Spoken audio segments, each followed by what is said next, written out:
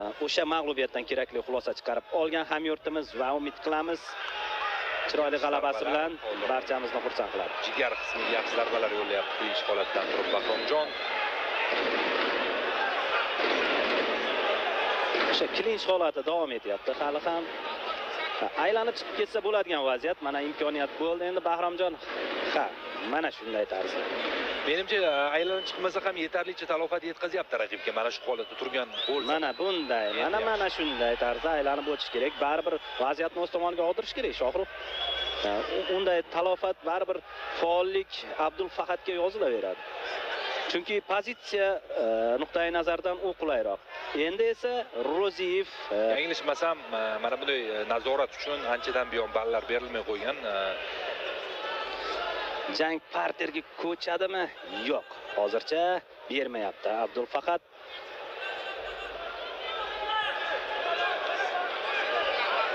Albatta bo'sh uslublardan ehtiyot bo'lish kerak. Gilyotinalardan hozir takedownga Bahromjon harakat qilyapti va bir oyoq deyarli yerda.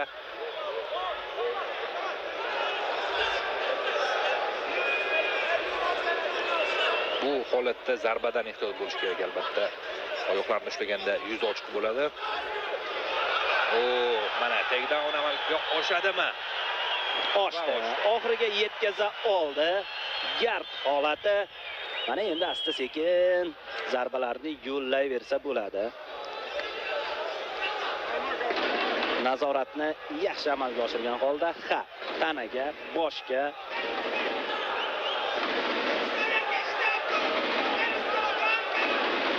hozircha yaxshi himoyalanyapti Ozarbayjon vakili. Qulflab olgan. Agar qo'lini chiqarib olsa,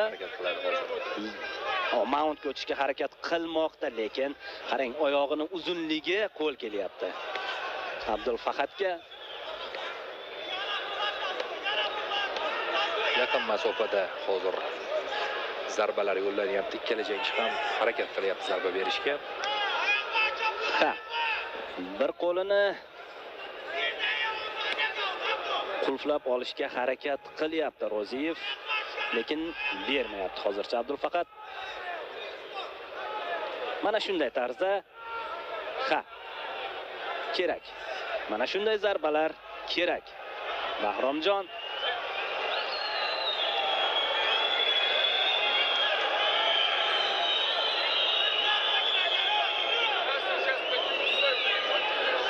demak, aksivlik so'rayapti referi.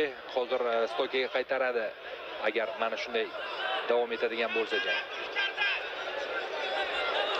Bosh qismiga ham ko'raylik zarba.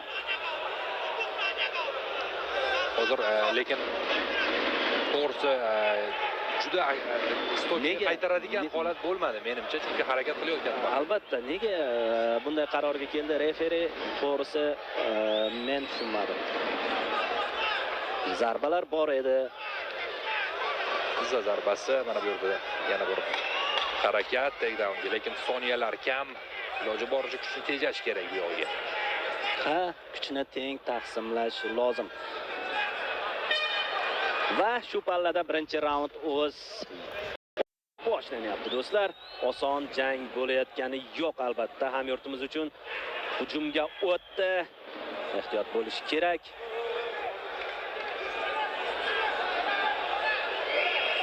Sidekick. Yaxshi zarba.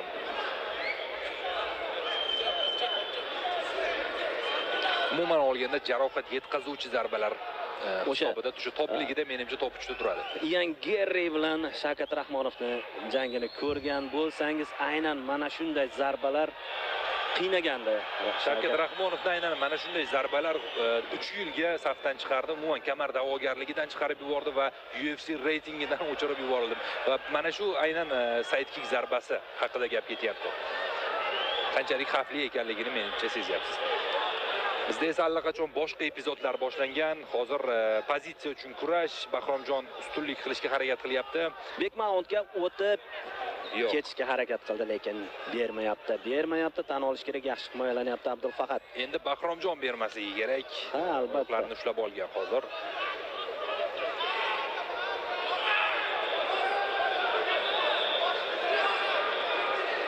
Qo'llarini yechishga harakat qilyapti. So'nggi pallada ushlab qoldi Abdulfaqat. Mana endi to'la to'kis takedown Abdulfaqat hisobga yozilyapti. Bahromjon harakat qilyapti albatta chiqib olishga. Albatta endi tabiiyki Bahromjonda kuch ko'proq ketadi, chunki u ham himoyalanish kerak, ham chiqishni o'ylash kerak. Abdulfaqat esa shunchaki zarbalar berib raqibni nazoratda ushlasa bo'lgan. Mana endi referiga e'tibor qaratamiz do'stlar.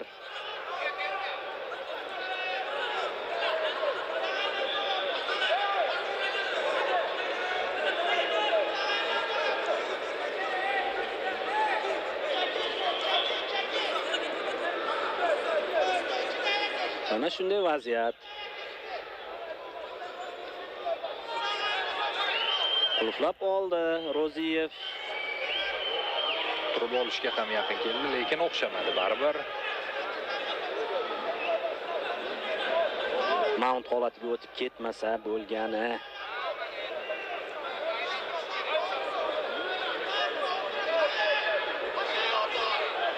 Deyarli oyoqqa turishga yaqin turibdi Bahromjon. Menimcha turib olsa kerak. Albatta oyoqqa turib olish kerak. Biroz harakat qilsa turib keta oladi. Menimcha hozirgi pozitsiya ham o'zi yomon emas endi. Yotgandan ko'ra yaxshiroq pozitsiyaga chiqib bo'ldi. Bo'ldi mana. Ana endi bir referidan endi rozimiz. Demak, jang stokiga ko'chyapti do'stlar. Oldi qo'l. Roziyev.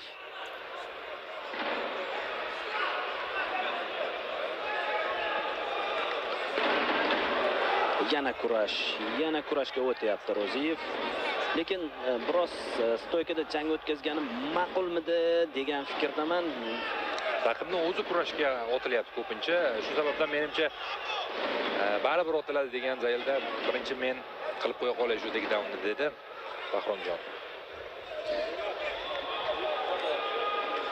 Yaxshi vaziyat. Bir oyoqni tutib olgan.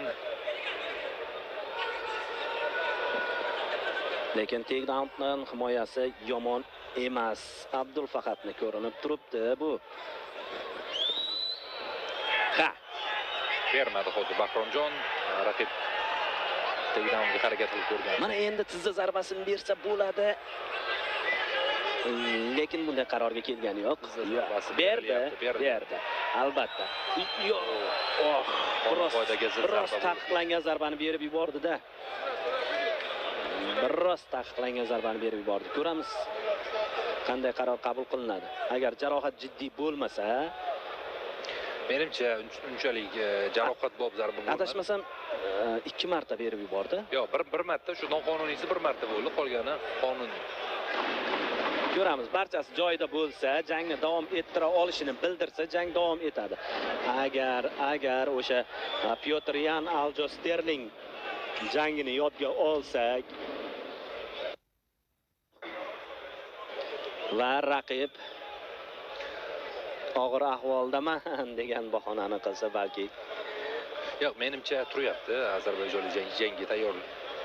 Faqat bizdan bal olib tashlanmasa bo'lgani desam mana. Shu haligi bir ogohlantirish berilsa ham bo'lardi.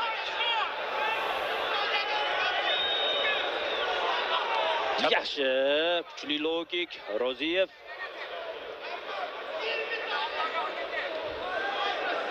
O'ng qo'l Abdulfaqat.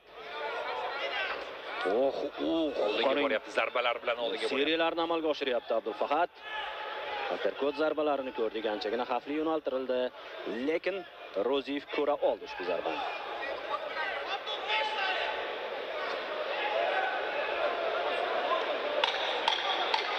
Oldinga boryapti. Mana ikkilik zarba Roziyev.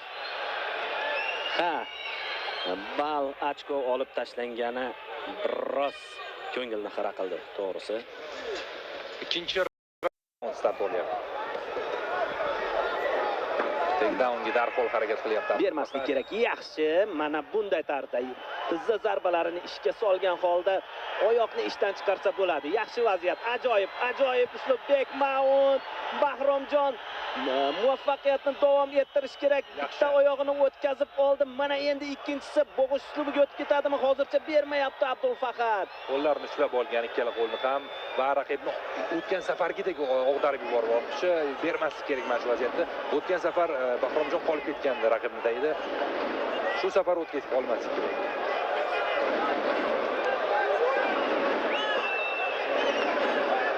Yaxshi. Yaxshi. Har holda vaziyatni boy bermadi. Mana endi bo'g'ish uslubiga o'tib ketyapti. Yo'q, biroz qiyin. Bu holatda biroz qiyin. O'sha raqib ham bildi, qanday uslubga o'tayotganini va Albatta.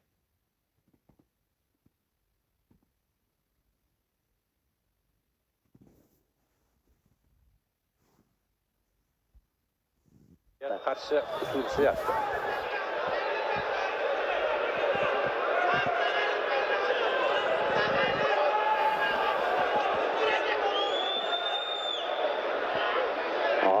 Tura olyapti Abdulfaqat. Tura olyapti. Anchagina jismoniy tayyorgarligi yaxshi ekanligi ko'zga tashlanyapti. Ammo mana shu raundning boshi bizga menimcha yaxshi boshlandi.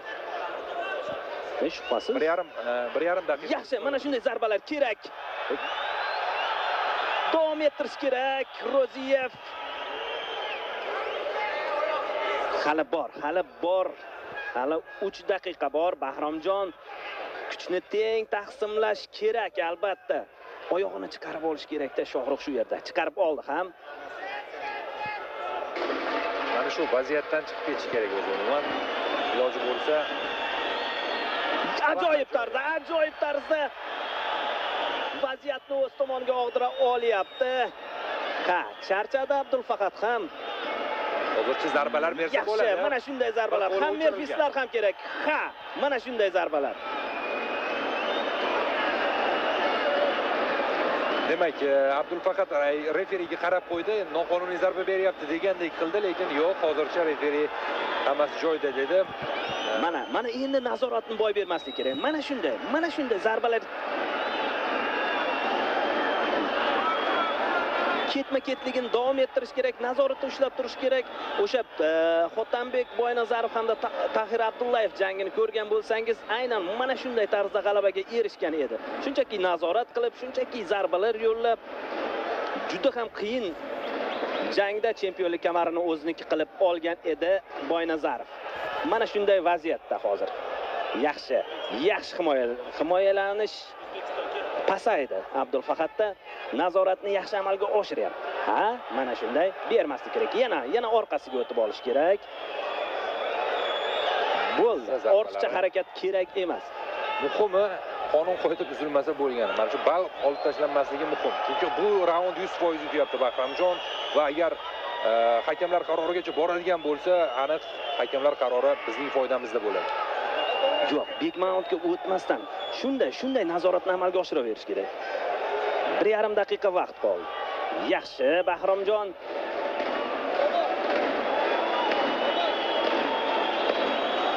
Raqib ham o'zi anchagina motivatsiyasi menimcha o'chib qoldi. Chunki harakat biroz pasayyapti.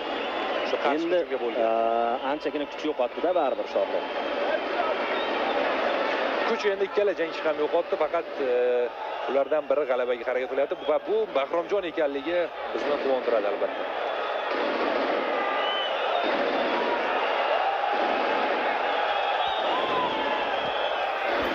So'nggi daqiqa o'tib boryapti, do'stlar.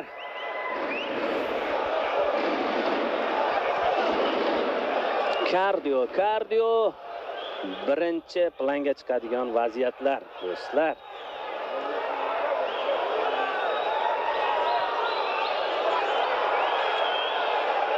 Demak,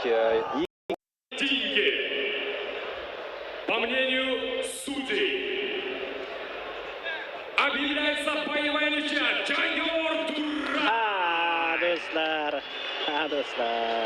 yuqorida aytilganidek, demak, 8 degan raqamni shu bekor yozishgan ekanda. 9 qo'yilganda Bahromjon yutgan bo'lardi, lekin 8 aynan bizga durang olib keldi.